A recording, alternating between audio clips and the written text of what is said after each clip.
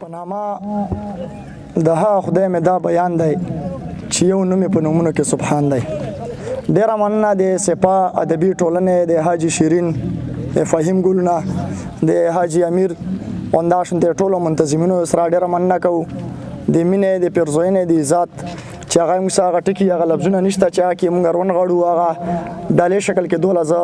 وړاندې کړم. خبرې لنډې وایه د لارې سر د څوک بځي څوک به راځي نه. زه یو څو شعرونه یایم خبرې ډېره ښکلې مشرانو ډېره ښکلې خبرې وکړې او شعرونه دي چې نور د په مینه کې بیا څه پریښي دي تا چې خواږه کاته پریښي دي زمونږ د کور خوا کې پراته ګلونه داسې ښکارېږي چې هغه پریښي دي. خو شعر دی چې دلبره تا د محبت تارونه نه دي نیولې دي او نه پریښي دي. غزل مطلب چې دا روماني غوندې غزل دی زړونه چې دستا خبرې ډېرې دي خوندورې ډېرې زمونږ د سپینو اوښکو دي ملغلرې ډېرې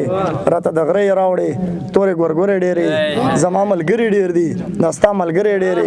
د نن سبا خبرې زما ملګري ډېر دي دا ستا ملګري ډېرې د نن سبا خبرې کوي وزرې ډېرې